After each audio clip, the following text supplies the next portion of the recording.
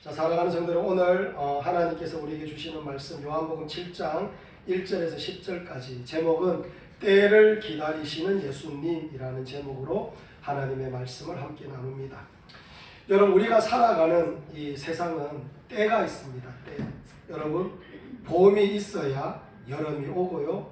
또 여름에 그 뙤약볕과 그리고 굵은 빗줄기, 장맛비를 견디고 또 여름에 그런 일들을 보내야지 가을에 아주 탐스럽게 열매가 맺히는 그런 은혜가 있습니다. 그리고 열매를 다 거두고 나서 겨울을 보내고 그제서야 또 봄이 오고, 이런 것처럼 때가 있다라는 것을 우리가 너무나 잘 알고 있습니다. 또 젊을 때는 젊기 때문에 해야 되는 일들이 있고, 또 나이가 들면 나이가 들었기 때문에 해야 되는 그런 일들이 있다라는 걸 우리가 너무나 잘 압니다. 여러분, 나이가 많은데 한 40쯤 되었는데 그 때를 잘 모르고 이제 젖병을 불고 있으면 그것만큼 보기 싫은 게 어디 있겠습니까? 그래서 우리가 때를 잘 알아야 된다라는 것을 우리가 알고 있습니다. 그래서 때를 기다리고 때를 아는 것이 우리 인생 가운데 너무나 중요한 것이라는 것을 우리는 너무나 잘 알고 있습니다. 오늘 본문을 보면 예수님께서 때를 기다리고 계신 그런 모습입니다. 우리가 성경을 보면서 때에 대해서 나올 때마다 우리가 두 가지를 알고 있어야 된다라고 제가 여러분들에게 강조하고 싶습니다. 하나는 그 때라는 단어 속에 크로노스라는 그런 단어가 있습니다. 이 단어는, 크로노스라는 이 때는 어떤 때를 말하느냐? 특별한 의미 없이 그냥 지나가는 그런 때, 말하자면 우리들의 일상 그런 모습을 보고 그런 크로노스라고 말합니다. 또 하나는 카이로스라고 하는 그런 때가 있습니다. 이 카이로스라는 이 때는 하나님의 간섭하심, 하나님의 임재하심, 하나님께서 일하심으로 말미암아 놀라운 하나님의 영광이 드러나는 그런 때를 말하는 겁니다. 하나님의 간섭으로 하나님의 목적을 이루기 위한 결정적인 시간을 이 카이로스다라고 말합니다. 오늘 본문을 한번 볼까요? 6절을 우리 함께 한번 읽어보겠습니다. 자, 사랑하는 성도들, 6절 말씀 함께 읽겠습니다. 시작. 예수께서 이르시되 내 때는 아직 이르지 아니하였거니와 너희 때는 늘 준비되어 있느니라. 아멘. 여기에서 말씀하고 있는 내 때는 아직 이르지 아니하였거니와 라고 할 때 이 때가 뭐냐? 바로 카이로스다라고 말할 수가 있습니다. 하나님의 때가 아직 이르지 아니하였다라고 말씀하는데, 반면에 요한복음 17장 1절로 한번 가보겠습니다. 여러분, 우리가 지금 펼치고 있는 성경이 요한복음이니까 17장 1절을 한번 보시기 바랍니다. 자, 17장 1절. 자, 다 펼치셨죠? 우리 다 함께 한번 읽어보겠습니다. 17장 1절 말씀 읽겠습니다. 시작. 예수께서 이 말씀을 하시고 눈을 들어 하늘을 우러러 이르시되 아버지여, 때가 이르렀사오니 아들을 영화롭게 하사 아들로 아버지를 영화롭게 하게 하옵소서. 아멘. 여러분, 여기에서도 뭐라고 하느냐? 아버지여, 때가 이르렀사오니 아들을 영화롭게 하사라고 할 때 그 때가 또 나옵니다. 그런데 아까 요한복음 7장에서는 내 때가 아직 이르지 아니하였다라고 말하고, 그리고 요한복음 17장에서는 이제 내 때가 이르렀다라고 그렇게 말씀합니다. 그런데 말하자면 이 때가 어떤 때냐? 이 때는 곧 우리 구주 예수님께서 십자가에 못 박혀 죽기 위하여 나아가는 그런 때를 말하고 있는 겁니다. 여러분, 예수님은 자신의 모든 생애를 오직 십자가를 지실 그 때를 위하여 사셨다는 것을 오늘 본문에서 우리에게 말씀하고 있습니다. 자기 백성 살리기 위하여 예수님께서 이 땅에 오셨고, 자기 백성을 살리기 위하여 예수님께서는 모든 고난을 당하셨고, 자기 백성을 살리기 위하여 십자가에 못 박혀 죽으셨다라는 것을 우리에게 말씀하고 있는 겁니다. 여기에서 우리는 우리에게 한번 질문해 볼 수가 있습니다. 그렇다면 예수님께서도 그 때를 위하여 사셨다면 우리도 우리의 때를 어떻게 쓰며 그리고 어떻게 하나님께 드려야 되는지 우리가 그것을 한번 궁금해하며 생각해 볼 필요가 있다는 겁니다. 그래서 오늘 말씀을 통하여서 우리의 때를 어떻게 하나님 앞에 올려드리고 하나님을 기쁘시게 해야 되는지 오늘 본문을 통하여 함께 한번 살펴보겠습니다. 말씀 제목입니다. 때를 기다리시는 예수님. 오늘 첫째로 우리는 예수님처럼 때를 기다릴 줄 알아야 된다라고 말씀합니다. 여러분, 저를 한번 따라할까요? 우리는 예수님처럼 때를 기다릴 줄 알아야 된다. 아멘. 여러분 6절 한번 보도록 하겠습니다. 6절 말씀 우리 다 함께 한번 읽겠습니다. 시작. 이르시되 내 때는 아직 이르지 아니하였거니와 너희 때는 늘 준비되어 있느니라. 아멘. 여러분 6절을 보니까 예수님께서 내 때는 아직 이르지 아니하였다라고 말씀합니다. 예수님께서 말씀하신 이때가 제가 조금 전에도 말씀을 드렸듯이 십자가를 지는 바로 그때를 말씀한다라고 말씀을 드렸습니다. 그렇기 때문에 아직 십자가를 지실 때가 아니 되었다라고 예수님께서 가르쳐주고 계시는 겁니다. 하지만 예수님의 그 형제들이 엉뚱한 말을 하고 있습니다. 뭐라고 하느냐 여러분 3절과 4절을 우리 함께 한번 읽어보도록 하겠습니다. 엉뚱한 말을 하고 있는데 3절 4절 한번 읽어봅니다. 시작. 그 형제들이 예수께 이르되 당신이 행하는 일을 제자들도 보게 여기를 떠나 유대로 가소서. 스스로 나타나기를 구하면서 묻혀서 일하는 사람이 없나니 이 일을 행하려 하거든 자신을 세상에 나타내소서 하니. 아멘. 여러분 다시 말해서 이 말씀을 읽어보면 예수님의 형제들은 예수님께서 예루살렘에 올라가셔서 사람들에게 이제 기적도 보이시고 말씀도 전하면서 예수님 스스로를 드러내라 라고 그렇게 말하고 있습니다. 말하자면 인기를 얻기 위하여서 예루살렘 속으로 올라가십시오. 이 말을 예수님의 형제들이 말하고 있는 겁니다. 그때 예수님께서 뭐라고 말씀하느냐? 내 때가 아직 이르지 아니하였다라고 말씀을 합니다. 여기에서 우리는 예수님을 통하여 깨닫는 은혜가 있습니다. 그게 뭐냐면은 예수님께서는 주변에 의해 휩쓸리지 않고 계신다라는 것을 말씀합니다. 사람들의 소리에 의해서 움직이지 않으셨다는 겁니다. 하나님께서 말씀하신 그때를 바라보면서 나아가고 있다는 것을 우리에게 가르쳐 주고 있다는 겁니다. 이게 우리에게 얼마나 큰 교훈이 되는지 모릅니다. 여러분 사람들이 예수님처럼 기다리지를 못합니다. 우리 주님은 때를 기다리고 계셨는데 사람들이 기다리지 못한다는 겁니다. 그런데 여러분 정말로 인내하며 기다릴 줄 아는 것이 능력 중에 능력이다라는 것을 우리가 알고 있어야 될 줄 믿습니다. 디모데후서 3장을 보면 말세에 사람들에게 나타나는 특징을 말씀하고 있는데 그 가운데 하나가 뭐라고 하느냐? 조급하다라고 말씀하고 있습니다. 기다리지를 못한다는 겁니다. 성경을 보니까 이 사울 왕이 사무엘을 기다려야 되는데 이 사무엘이 아직까지 도착하지 않으니까 자기가 얼렁뚱땅 아무렇게나 하나님께 제사를 드리는 그런 내용이 있습니다. 제사를 드리고 나서 사무엘이 도착했는데 사무엘이 묻습니다. 사울 왕이 묻기를 왕이 행하신 일이 무엇입니까? 너무나 엉뚱한 짓을 해버렸기 때문에 왕이 하신 일이 무엇입니까? 이렇게 질문합니다. 그래서 사울 왕이 변명을 하기를 이렇게 말합니다. 백성은 내게서 흩어지고 당신은 정한 날 안에 오지 아니하고 블레셋 사람은 믹마스에 모였음을 내가 보았으므로 이에 내가 이르기를 블레셋 사람들이 나를 치러 길갈로 내려오거늘 내가 여호와께 은혜를 간구하지 못하였다 하고 부득이하여 번제를 드렸나이다. 이렇게 말합니다. 말하자면 사울 왕은 지금 하나님을 바라보지 못하고 있는 것입니다. 사람들을 보니까 군사들이 막 우왕좌왕하고 블레셋 군대가 쳐들어오니까 막 이 마음이 조마조마해서 하나님을 바라보지 못하고 사람들을 보니까 마음이 조마조마해서 그때부터 어서 빨리 제사를 드려야 되겠다 이런 마음으로 자기가 얼렁뚱땅 제사를 드렸다라는 것을 말씀하고 우리에게 가르쳐 주는 겁니다. 사무엘을 기다리지 못하는 겁니다. 결국 사울 왕은 하나님을 믿지 못하니 사무엘 선지자가 오기까지 기다리지 못하고 자기가 아무렇게나 제사를 드렸다는 걸 우리에게 보여주는 겁니다. 사랑하는 성도 여러분, 우리에게도 이런 일들이 간혹 있을까 모르겠습니다. 여러분, 우리 가족 가운데, 우리 주변 가운데 여전히 하나님께로 돌아오지 않는 그런 사람들이 있습니다. 여전히 우리들은 하나님 앞에 오랫동안 기도했는 기도 제목이 있는데 아직까지 응답받지 못한 그런 기도 제목들도 참 많습니다. 우리 교회가 여러분 부흥을 위하여 얼마나 많이 기도했습니까? 아직까지 큰 부흥은 있지 않고 있습니다. 이때 우리들이 해야 되는 일들이 뭐냐면은 하나님을 믿고 기다려야 된다는 것을 하나님께서 우리에게 말씀하고 있는 겁니다.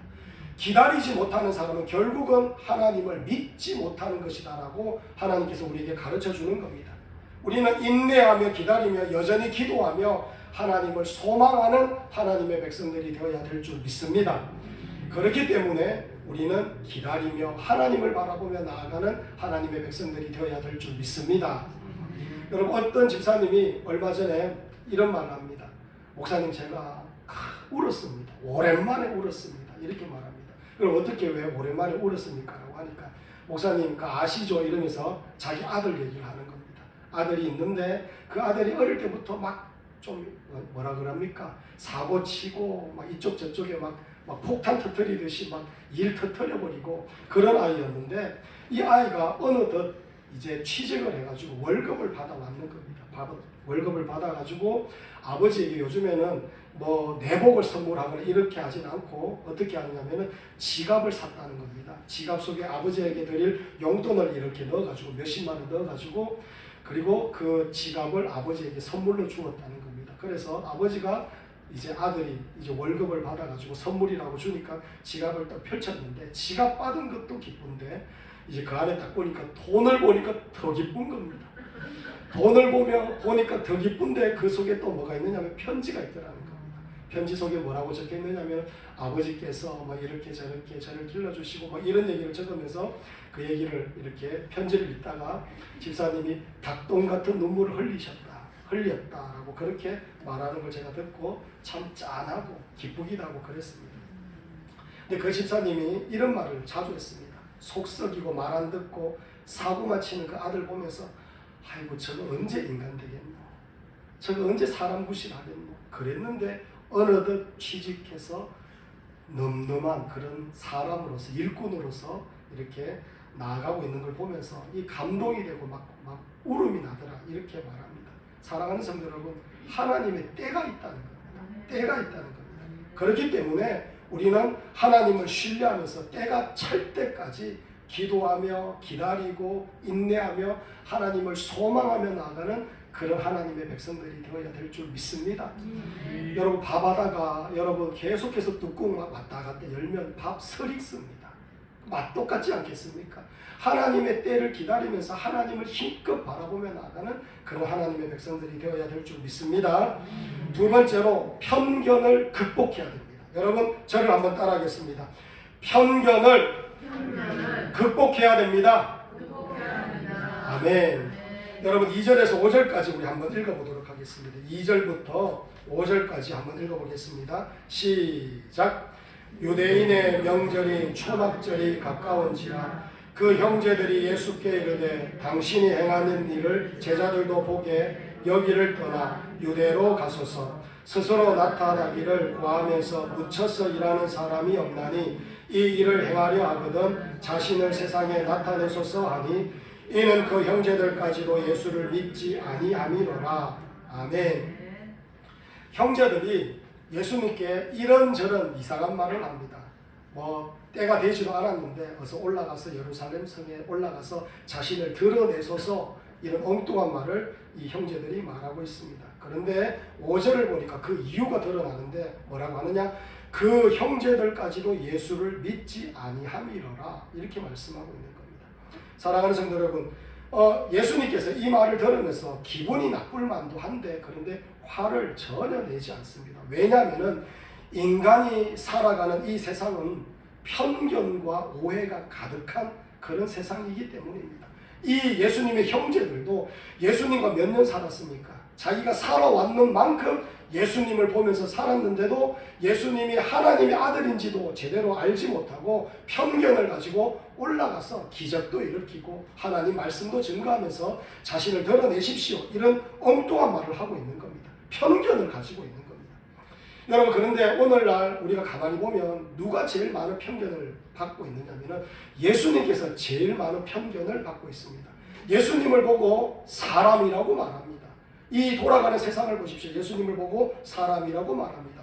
어떤 사람은 예수님 결혼했다라고 이렇게 말합니다. 성경에도 없는데 예수님 보고 결혼했다, 성령으로 잉태된 것이 아니다, 예수님께서 부활하신 것이 아니라 어딘가에 숨었는데 제자들이 부활하신 것이라고 우기고 있다, 이런 소리까지 합니다. 그리고 제자들이 예수님을 신격화시켰다라고 말합니다. 이처럼 세상으로부터 많고 많은 편견을 받는 분이 우리 구주 예수님이라는 겁니다. 하지만 예수님은 그때도 편견에 시달리셨고 오늘날도 편견에 시달리셨는데 예수님은 편견에 휘둘리지 아니하셨고 십자가의 길을 당당하게 걸어가셨다는 것을 우리에게 말씀하고 보여주고 있는 겁니다. 여러분, 우리 인생 가운데 하나님께 쓰임받기 위해서 반드시 넘어야 될 벽이 있는데 그 벽이 뭐냐? 바로 편견의 벽이라는 걸 우리가 알아야 되는 것입니다. 성경을 한번 보십시오. 사도 바울이 예수님을 믿는 사람들을 막 가두고 박해하고 핍박했습니다. 사도 바울은 편견에 사로잡힌 사람이었습니다. 유대교가 진짜 종교고 유대교가 진짜 하나님을 믿는 것이고 예수 믿는다고 하는 저런 것들은 잘못된 것을 믿는 것이다 라고 하면서 예수 믿는 사람들을 얼마나 감옥에 집어넣고 얼마나 박해를 하며 얼마나 그들을 잡아서 많이 고통스럽게 하였습니까? 유대교가 맞다는 겁니다. 그런데 이 사도 바울이 사도행전 9장을 보면 다메섹 도상에서 예수님을 만납니다. 만나고 나서 편견이 다 깨어진다는 겁니다.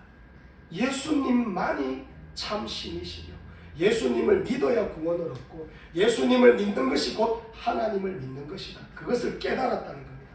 그때부터 편견이 깨지고 나서 이 사도 바울이 했는 것이 뭐냐면 유대교를 믿는 이 유대인들에게 복음을 전하는 일을 감당하는 사람으로 바뀌었다는 겁니다.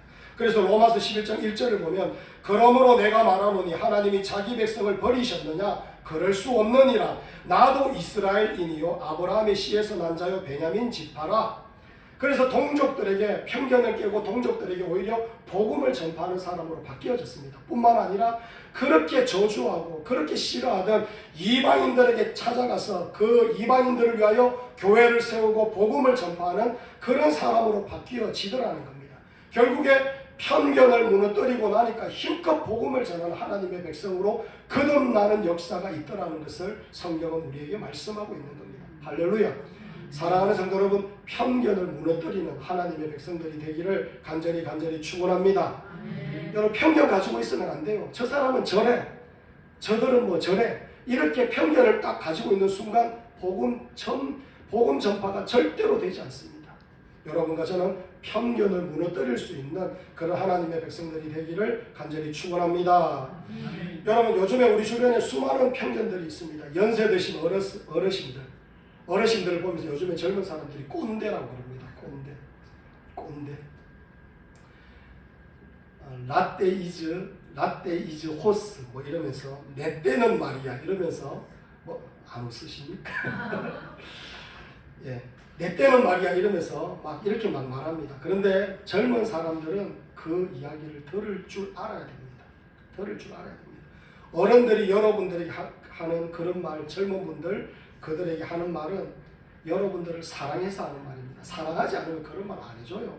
그런데 사랑하기 때문에 가르쳐주고 싶은 마음에서 그 말을 막 하는데 그거를 진심으로 들을 수 있는 그런 편견 없는 그런 젊은 사람들이 되어야 됩니다. 여러분, 어른들 들어줄 때 어른들을 이해할 수가 있고 들어줄 때 어른들에게 복음을 전할 수가 있습니다. 제가 여기에 가서 연세 드신 어르신들에게 복음을 전하면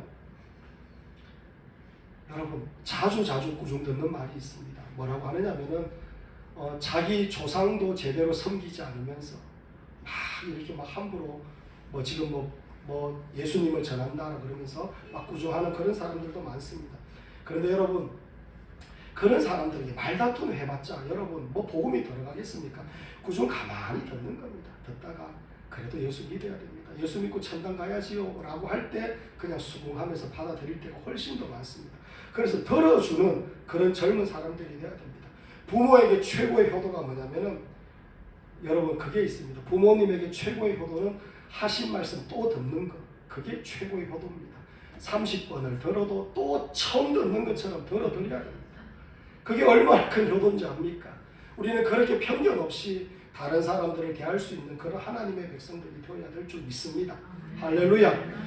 어른들은 젊은 사람들이 요즘에 아이고 버릇 없고 저거 자기 주장만 강하고 이렇게 생각하실 수 있는데 어른들께서도 편견을 없애야 됩니다. 왜냐하면 지금 우리나라의 젊은이들은 거의 세계에서 제일 잘 사는 나라에서 태어나서 제일 잘 먹고 제일 잘 배우고 제일 올바른 가치를 가지고 그렇게 쑥쑥 자라는 그런 청년들입니다. 이런 청년들이 유럽 아이들과 미국 아이들과 비교해도 조금도 뒤로 처지지 않는 그런 아이들입니다. 그러니까 자신감이 있고 독창성이 있고 세상을 향한 그런 비전들이 있기 때문에 자기 주장 당할 수밖에 없습니다. 그렇기 때문에 귀하고 똑똑하고 자기 어떤 프라이드가 있기 때문에 저렇게 사는구나 라고 하면서 편견 없이 그들을 봐주어야 됩니다. 버릇없는 것들 이렇게 하는 순간 젊은이들하고 벽이 생겨서 대화가 되지 않는 겁니다. 여러분 그런 벽을 딱 무너뜨리고 그들과 대화할 수 있는 그런 사람들이 되어야 되는 겁니다. 이것처럼 우리는 편견을 뛰어넘는 그런 하나님의 백성들이 되어야 될 줄 믿습니다. 여러분 제가 존경하는 아프리카 선교사님 얼마 전에 제가 여러분들에게도 말씀드렸지만 돌아가셨습니다. 이분이 생전에 하는 말이 있습니다. 자기는 아프리카에 가면 특유의 그 흙냄새가 있다는 겁니다. 아프리카의 그 특유의 흙냄새가 있다는 겁니다. 선교 생활 한 10몇 년 동안 그 흙냄새가 그렇게 싫었다는 겁니다. 흙냄새가 싫고 나는 아프리카에 이방인으로 와 있다. 선교사로 와 있다. 이런 마음이 항상 있었다는 겁니다. 그런데 한국에 한번 들어왔어요. 한국에 들어와가지고 이런저런 일을 마치고 이제 돌아갈 때쯤 되니까 흙냄새가 그리운 거예요.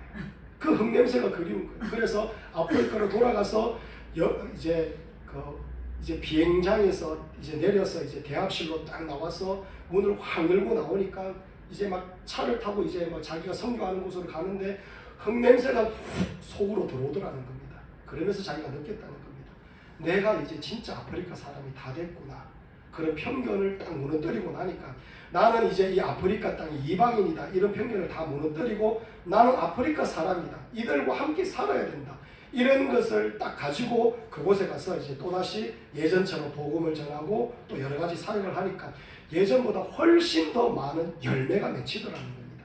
편견을 무너뜨리니까 꺼리낌 없이 대할 수 있고 편견을 무너뜨리고 나니까 그냥 깊게 친해지는 그런 역사가 있더라는 겁니다. 사랑하는 성도 여러분, 우리 주변에 이해하지 못할 사람 어디 있습니까? 예수님이 중요합니까? 편견이 중요합니까? 예수님 전하기 위해서 편견 무너뜨릴 수 있어야죠. 편견 무너뜨려야 됩니다. 우리는 예수님을 전해야 될 사람입니다. 우리가 편견을 없애지 않으면 아무 일도 못합니다. 편견 때문에 사랑하지 못하고 편견 때문에 도와주지 못하고 편견 때문에 복음 전하지 못하는 일들이 우리를 통해서 절대로 일어나지 말아야 됩니다. 여러분 이상한 사람, 엉뚱한 사람, 함부로 하는 사람 얼마나 많습니까? 그래도 저 사람은 저래 라고 하지 말고 편견을 없애고 그래도 예수 믿어야 되는 사람이다 라고 하며 그들에게 다가가서 복음을 전할 수 있는 그런 하나님의 백성들이 되어야 될 줄 믿습니다. 여러분과 제가 편견을 무너뜨리고 복음을 전하는 하나님의 백성들이 되기를 간절히 축원합니다. 셋째로 때에 맞는 준비를 해야 됩니다. 여러분 저를 한번 따라하겠습니다. 때에 맞는 준비를 해야 됩니다. 아멘. 6절에서 10절까지 우리 함께 한번 읽어보겠습니다. 6절에서 10절까지 다 함께 했습니다. 시작. 예수께서 이르시되 내 때는 아직 이르지 아니하였거니와 너희 때는 늘 준비되어 있느니라. 세상이 너희를 미워하지 아니하되 나를 미워하나니 이는 내가 세상의 일들을 악하다고 증언함이라. 너희는 명절에 올라가라. 내 때가 아직 차지 못하였으니 나는 이 명절에 아직 올라가지 아니하노라. 이 말씀을 하시고 갈릴리에 머물러 계시니라. 그 형제들이 명절에 올라간 후에 자기도 올라가시되 나타내지 않고 은밀히 가시니라. 아멘. 여러분 6절을 보면 예수님께서 내 때가 아직 이르지 아니하였다라고 말씀하고 그런데 9절을 보니까 갈릴리에 머물러 계신다 이렇게 말씀합니다. 여기까지 보면 사랑하는 성도 여러분 여기까지 보면 갈릴리에 예수님께서 그냥 가만히 계시는구나 이렇게 생각할 수 있습니다. 그런데 10절을 한번 보십시오. 10절을 보면 그 형제들이 명절에 올라간 후에 자기도 올라가시되 나타내지 않고 은밀히 가시니라 이렇게 말씀합니다. 이게 뭘 의미하느냐면 예수님께서 자기 때 십자가를 질 그때를 두고 은밀하게 그 때를 준비하고 계신다는 것을 우리에게 말씀하고 있는 겁니다. 준비하고 계신다는 겁니다. 여러분 예수님께서 이 땅에 33년간 사셨습니다. 그런데 몇 년 준비하셨습니까? 30년을 준비하셨습니다. 공생의 3년 동안도 어떻게 십자가 그때를 위하여 공생의 3년을 보내셨습니다. 그리고 예수님께서 어떻게 마지막에 다 이루었다 라고 하시면서 자신의 사명을 다 이루었습니다. 예수님은 잘 쏘아진 화살처럼 관역을 향하여 십자가 그때를 향하여 담대하게 걸음을 뚜벅뚜벅 걸어가신 분이 우리 구주 예수님입니다. 여러분 성경의 인물들을 보면 저마다 이렇게 준비 기간이 있더라는 겁니다. 그게 연단일 수도 있고 훈련일 수도 있겠지만은 오랜 시간 동안 하나님 손에 다듬어져서 쓰임받게 되더라는 겁니다. 준비하는 시간을 거치더라는 겁니다. 모세가 40년 동안 왕궁에서 무엇으로 살았습니까? 왕자로 살았습니다. 그래서 지도자로서 훈련을 받았어요. 40년 동안 광야에서 양을 쳤습니다. 양을 치면서 하나님의 마음을 아는 지도자로 바뀌어졌어요. 그리고 나서 40년 동안 영광스럽게 쓰임받더라는 겁니다. 여호수아는 모세가 40년 동안 쓰임받을 동안 40년 동안 여호수아는 모세를 쫄쫄쫄쫄 따라다녔습니다. 40년 동안 모세 밑에서 쓰임받았는 겁니다. 그리고 나서 이스라엘 백성들을 이끌고 가나안 땅으로 들어가서 쓰임받았던 여호수아입니다. 저마다 오랜 기간 동안 훈련된 기간이 있고 준비하는 기간이 다 있더라는 겁니다. 다윗 왕은 사울 왕에게 쫓겨서 10수년간 이리저리 도망다니면서 하나님의 마음을 알고 또 하나님의 나라를 세워가는 그런 왕으로서 쓰임받는 어떤 마음의 굳건함을 그것을 통하여서 이렇게 가지게 되었습니다. 강하고 담대한 사람이 되었다는 겁니다. 그리고 나서 이스라엘의 왕이 되었고 나라를 얼마나 잘 다스렸습니까? 그런 준비 기간이 있는 사람이 하나님 앞에 영광스럽게 쓰임받더라는 겁니다. 이게 우리가 말씀하고 있으니 이 말씀을 배워야 되지 않겠습니까? 우리는 준비해야 됩니다. 여러분과 저는 준비하는 사람들입니다. 뭘 준비하는 사람이냐? 천국에 들어갈 준비를 하는 사람인 줄 여러분들 믿으시기 바랍니다.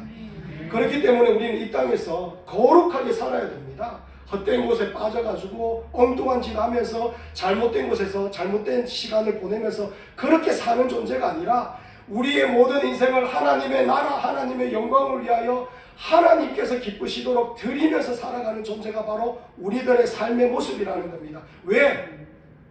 우리는 영생을 준비해야 되기 때문입니다. 천국 갈 준비를 해야 된다는 겁니다. 여러분 또 항상 믿음 위에 굳게 서 있는지 우리를 한번 살펴보아야 됩니다. 또한 우리가 주님께서 주실 사명을 감당할 수 있도록 늘 기도하며 준비하는 여러분과 저의 모습이 있어야 될 줄 믿습니다. 우리 교회도 마찬가지입니다. 다음 세대를 길러갈 준비를 해야 됩니다. 이 지역을 복음화시킬 그런 준비를 우리가 해야 됩니다. 그러기 위하여 하나님 앞에 기도하며 복음 전하며 하나님을 소망하면서 간절하게 구하며 나아가는 그런 여러분과 저의 모습이 있어야 될 줄 믿습니다. 여러분 제가 얼마 전에 고3인 노아랑 영화를 봤습니다. 슬럼덩크를 봤습니다. 정말로 재밌게 봤는데 수준이 비슷했어요. 노아랑 제가 수준이 비슷했습니다. 슬럼덩크를 보고 점심도 같이 먹고 그랬습니다. 그런데 그날 여러분 노아는 어떤 생각을 했는지 모르겠지만 저는 너무 고마웠습니다. 목사님과 고등학생이 같이 영화 보고 같이 밥 먹고 고등학생 원래 그렇게 안 하거든요. 목사님이 만나자 그래도 바쁘다 그러고 일 핑계 저 핑계 대면서 그렇게 뭐 만나지 않을 건데 기꺼이 만나서 같이 밥 먹어주고 영화 봐주고 내가 노하고 그렇게 밥 먹으면서 얼마나 고마웠는지 업어주고 싶더라고요. 그런데 노아와 같이 밥 먹으면서 제가 마음에 드는 게 있습니다. 우리 아이들이 많이 이곳에 이제 주일학교 아이들이 오면 내가 아이들 이제 가르칠 수 있을까 이런 생각을 한번 해봤습니다. 근데 아이들은 그냥 내가 아저씨 아니겠습니까? 말 안 통하는 아저씨, 자기들의 마음 알아주지 못하는 아저씨, 뭐 그런 아저씨라고 저는 여겨질 것 같아요. 그래서 중고등부 학생들 아니면 어린 아이들하고 막 부대끼면서 그들의 삶 가운데로 뛰어들어가서 그들과 함께 웃고 즐거워하고 신나게 보내는 그런 사람이 있어야 되는데 그래서 우리 교회 어서 빨리 전도사님 한 분 모시고 그래서 막 아이들과 함께 막 신나게 재밌게 노는 그런 교회가 되었으면 좋겠다라고 하면서 더 많이 기도하게 되었어요. 사랑하는 성도 여러분, 우리가 그렇게 준비하는 마음을 가지고 기도하며 준비해야 된다는 겁니다. 이 지역을 위해서도 준비해야 됩니다. 여러분 일상에서 여러분 복음 전하십시오. 여러분 주변에 만나는 직장 사람들 그리고 오며 가며 만나는 그런 사람들의 여러분 복음 전하십시오. 직장에서도 전하시고 주변에 전도하십시오. 저는 한 주간 동안 이 지역을 다니면서 저는 열심히 복음 전하겠습니다. 매일매일 그렇게 복음 전하겠습니다. 우리는 그런 준비를 해야 된다는 겁니다. 그리고 우리 예배 드릴 때 준비해야 됩니다. 사랑하는 성도 여러분, 더 뜨겁게 여러분 찬양하시기 바랍니다. 우리 연주 집사님 얼마나 찬양 잘합니까? 막 찬양 요즘에 하다가 막 가끔씩 막 울먹울먹 하기도 하고, 은혜 없으면 울먹울먹 안 됩니다, 여러분. 그런데 울먹울먹 하기도 하고, 얼마나 감격이 있고 얼마나 은혜 가운데 찬양 준비 잘합니까? 그래서 여러분, 올라와서 힘껏 우리가 찬양할 때 함께 뜨겁게 찬양하고, 기도할 때도 더 뜨겁게 기도하고, 하나님 앞에 소망을 두면서 잘 준비하여서 우리 컴밋되는 점점 더 하나님의 은혜로 일어나고 부흥되는 그런 역사를 여러분과 제가 누리길 원합니다. 사랑하는 성도는 준비합시다. 더 기도하고 더 뜨겁게 예배하고 더 하나님 소망하며 나아가는 그런 하나님의 백성들이 되기를 간절히 축원합니다.